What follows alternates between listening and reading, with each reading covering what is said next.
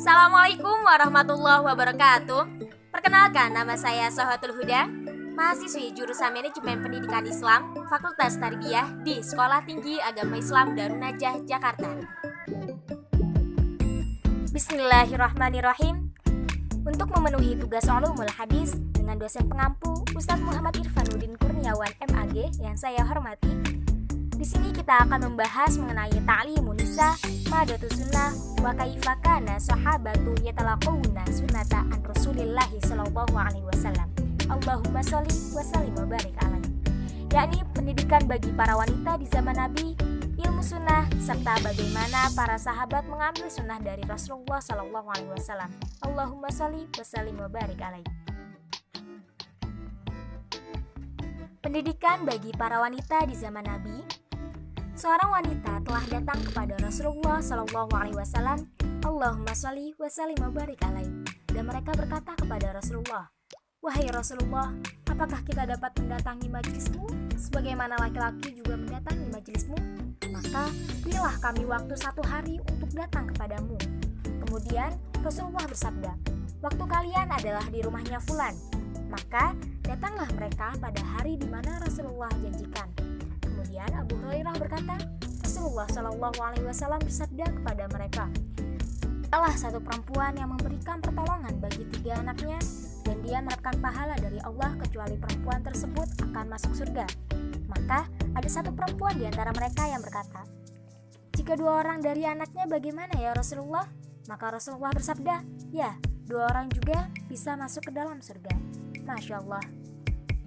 Jadi para perempuan dahulu bertanya kepada Rasulullah Shallallahu Alaihi Wasallam, Allahumma sholli wa sallim wa barik alaihi. Dan Rasul pun menjawab mereka daripada perkara-perkara agama mereka, dan itu bukanlah hal yang jarang. Akan tetapi Rasulullah memberikan waktu khusus dan mereka, para perempuan duduk di sekitar Rasulullah dan mereka mengambil ilmu pelajaran Islam daripada Rasulullah sendiri. Dan Rasulullah memberikan mereka fatwa. Aisyah radhiyallahu anha berkata, sebaik-baik perempuan adalah perempuan Ansar, karena mereka tidaklah malu untuk bertanya dan mengetahui perkara agama mereka, yakni Islam sendiri. Selanjutnya ilmu sunnah. Sunnah adalah ilmu yang diambil oleh para sahabat, semoga Allah meridai mereka, bersama Al-Quran Al-Karim dari Rasulullah Shallallahu Alaihi Wasallam, Allahumma sholli wa sallim wa barik alaihi. Dan mereka menyertainya dengan mempraktekkan serta mengikuti sunnah tersebut. Dan terlihat madah atau sunnah ini berhubungan dengan kaum muslimin di seluruh perkara kehidupan, misal akidah, ibadah, manasik, jual beli, muamalah, keadaan sosial, dan adab-adab mereka, serta bagaimana ini juga berhubungan dengan ikatan yang kuat seperti baju yang berbeda-beda di kehidupan mereka sehari-hari. Dan di dalam jual belinya pun juga berbeda, juga peperangan dalam kemudahan maupun kesulitan. Menjadikan iman mereka para sahabat menjadi kuat dan kecintaan mereka kepada pengajar atau guru mereka menjadi besar. Ialah mereka telah mendengar dan mengetahui daripada ilmu dan keutamaan juga kedudukannya. Para ulama dan juga para penuntut ilmu, mereka mengambil sunnah dan mempraktekannya di hati mereka dengan keikhlasan dan juga kejujuran. Maka telah jelas bagi kita dengan kejelasan yang sangat-sangat jelas dalam mempelajari bagaimana mereka mendapatkan sunnah daripada Rasulullah Shallallahu Alaihi Wasallam. Allahumma sholli wa sallim wa barik alaihi. Baik, selanjutnya bagaimana para sahabat mengalah dari Rasulullah Shallallahu Alaihi Wasallam. Allahumma sholli wa sallim wa barik alaihi. Dengan itu mencampuri hatinya para kaum muslimin, para sahabat Rasulullah Shallallahu Alaihi Wasallam. Allahumma sholli wa sallim wa barik alaihi. Dan menerangi jalan mereka sampai mereka mengetahui keutamaan Islam, keagungan Islam. Akhirnya mereka menuju dan condong kepada Al-Quran. Itu adalah sebagai penolong bagi siapa yang tidak ikut setelah apa yang telah mereka lihat daripada mukjizat yang besar dan hidayah yang agung, serta terisilah hati mereka dengan mencintai Allah dan Rasul-Nya. Maka mereka menolong dan menjaga pemimpin mereka, pengajar mereka yaitu Rasul pada zaman dulu, sampai seorang laki-laki di antara mereka mengorbankan hartanya, darahnya, dan anaknya, serta telah berubah seluruh kepribadian mereka dan juga karakter mereka dari kehidupan mereka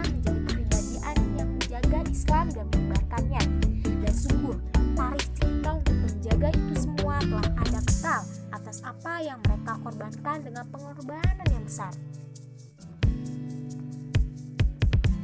Di sini contohnya ada Utsman bin Affan radhiyallahu anhu menghibahkan memberikan kafilah dagangannya yang datang dari Syam kepada kaum muslimin dan enggan untuk menjualnya dengan harga yang tinggi yang disampaikan dan ditawarkan oleh temannya yang berkata, telah dibayarkan kafilahku dengan harta yang lebih besar daripadamu. Maksudnya hadiah dari Allah Subhanahu wa taala. Hadiah untuk Allah dari Allah. Dan selanjutnya ada perang Uhud.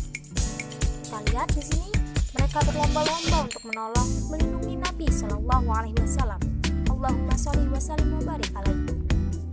Ada sahabat Abu Dujana yang menjadikan punggungnya sebagai benteng untuk Rasulullah Shallallahu alaihi wasallam. Allahumma sholli wa sallim wa barik alaihi. Sampai-sampai punggungnya mengeluarkan luka dan di sampingnya juga terluka.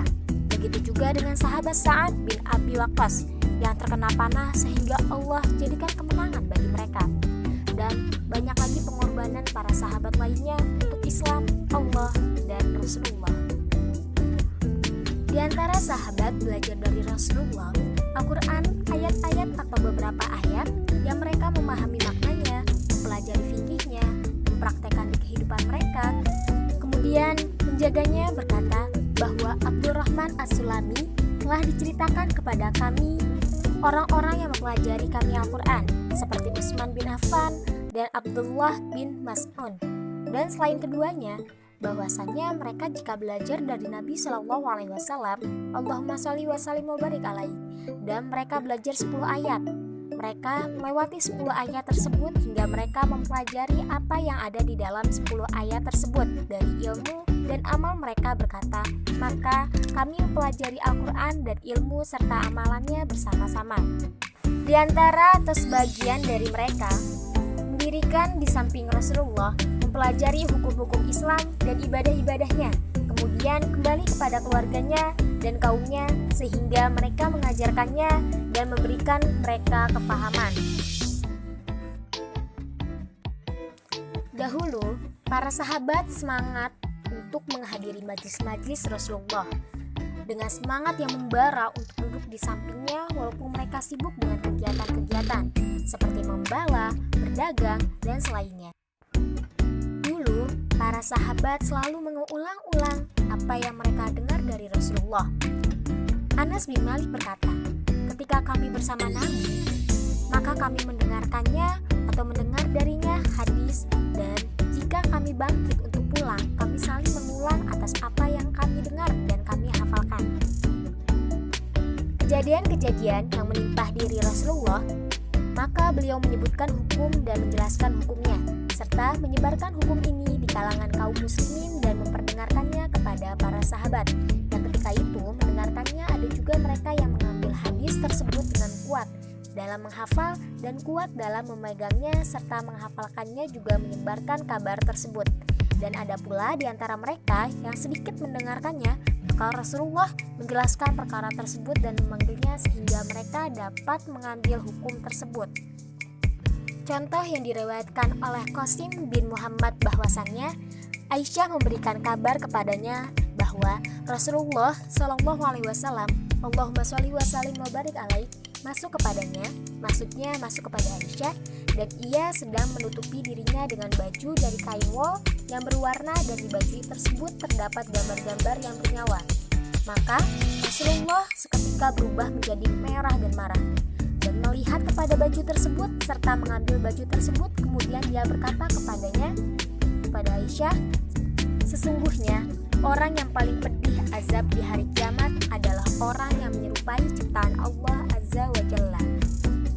Kemudian kejadian-kejadian yang menimpa kaum muslimin, mereka pun bertanya kepada Rasulullah tentang kejadian-kejadian tersebut. Maka Rasul memberikan mereka jawaban dan fatwa serta menjelaskan hukum atas apa yang mereka tanyakan dan segala sesuatunya yang ada di dalam kehidupan. Dan terkadang para sahabat bertanya kepada Rasulullah perkara yang khusus bagi mereka. Dan ya, sebagaimana yang diriwayatkan Urwah dari Aisyah radhiyallahu anha bahwasannya telah datang istri daripada Rifa'ah kepada Nabi. Dia berkata, Sesungguhnya Rifa'ah telah menceraikanku dan aku ingin kembali kepada Rifa'ah. Akan tetapi aku telah menikahi Abdurrahman bin Zubair dan bersamanya seperti telah menghadiahkan baju kepadaku.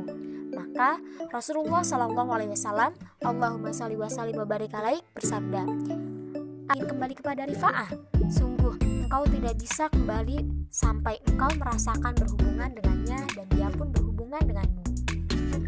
Ada juga sahabat yang malu untuk bertanya kepada Rasulullah, sehingga dia memerintahkan kepada temannya untuk bertanya. Seperti halnya Ali bin Abi Thalib yang meminta Miqdad bin Aswad untuk bertanya kepada Rasulullah perihal dirinya sendiri, karena malu untuk bertanya ketika itu kedudukan anaknya adalah istri daripada Ali. Kejadian-kejadian dan juga perkara-perkara yang nampak pada sahabat melihatnya langsung apa yang dilakukan oleh Rasulullah SAW. Allahumma sholli wa sallim wa barik alaihi. Dan ini sungguh banyak di dalam sholatnya, hajinya, safarnya, dan tinggalnya.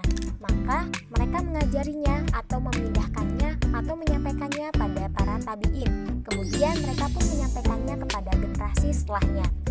Dikarang menjadi kitab yang besar di dalam bidangnya, khususnya adalah panutan Nabi SAW dalam ibadahnya, muamalahnya, dan dakwahnya. Di antaranya ialah pertanyaan Jibril kepada Rasulullah SAW, Allahumma sholli wa sallim wa barik alaih, tentang iman, Islam, ihsan, dan juga hari kiamat. Dan jawaban Nabi tentang itu semua, maka setelah Jibril pergi, Rasul pun menoleh kepada para sahabat sampingnya dan berkata, wahai Umar, apakah engkau tahu siapa penanya tersebut? Umar pun berkata, Allah dan Rasulnya lebih tahu. Maka Rasulullah menjawab, sesungguhnya itu adalah Jibril, telah datang kepada kalian mengajari kalian agama kalian. Dari perkara ini adalah yang pertama yaitu kepribadian Rasulullah, yang mana beliau adalah seorang pendidik, seorang pengajar, di atas adalah seorang utusan Allah Subhanahu wa Ta'ala, Azza wa Jalla, Tuhan semesta alam dan sunnah yang dilihat dari ilmunya. Dan para sahabat adalah murid-murid yang mengambil sunnah dan mereka ikut ke dalam mempraktekkan, mengamalkan sunnah tersebut. Dan mereka saling bertanya, saling menjawab bersama pengajar mereka, pertama yaitu Rasulullah SAW. Allahumma sholli wa sallim wa barik alaihi. Dengan ikhlas, dengan hati yang agung, dengan semangat yang gigih, dan juga keinginan yang kuat untuk mengikuti iman-iman mereka, dan juga untuk menghilangkan dan memutuskan kesesatan. Itu semua adalah pengaruh daripada hafalan para sahabat kepada sunnah yang detail dan juga jelas. Kemudian mereka menyampaikannya kepada para tabi'in dan mereka juga menyampaikannya kepada generasi-generasi setelahnya sampai kepada kita. Sebagaimana sesuai dengan apa yang disampaikan oleh Rasulullah kepada para sahabatnya, kalian mendengarkan dan kalian memperdengarkan dan juga memperdengarkan setelahnya. Kita bisa menyimpulkan dan kita sangat yakin bahwasannya sunnah pada zaman Rasulullah itu terjaga di kalangan para sahabat dan juga terjaga Al-Quran Karim, serta seluruh para sahabat mendapatkan bagian daripada itu semua. Di antara mereka ada yang banyak menghafalnya dan di antara mereka ada yang sedikit hafalannya, dan di antara mereka juga ada yang sedang. Oleh karena itu, bahwasannya mereka telah menjaga sunnah dan telah mengambil beban untuk menyampaikannya kepada para tabi'in, dan salahlah orang jika mengatakan orang yang beranggapan bahwa sunnah itu telah terlewatkan oleh para sahabat. Setelah kami melihat bagaimana mereka antusias dengan sunnah tersebut dan semangat mereka atas sunnah tersebut, bagaimana mungkin tertinggal dari para sahabat secuil dari sunnah. Sungguh, mereka para sahabat telah mendampingi Rasulullah 20 tahun lebih sebelum hijrah. Dan setelah mereka menghafalkan, menjaga perkataan-perkataannya, perbuatan-perbuatannya, tidurnya, bangunnya, geraknya, diamnya, berdirinya, duduknya, kesungguhannya, ibadahnya, sirohnya, rahasianya, peperangannya, sendaguraunya, larangannya, khutbahnya, makannya, minumnya, muam sama keluarga, pengajaran, kitab-kitabnya pada kaum muslimin dan kaum musyrikin, dan janji-janjinya serta sifatnya. Jadi ini semua selain apa yang mereka hafalkan dari hukum-hukum syariat dan apa yang mereka tanyakan dari tentang perkara halal dan haram, serta perkara yang mereka bertanya tentangnya.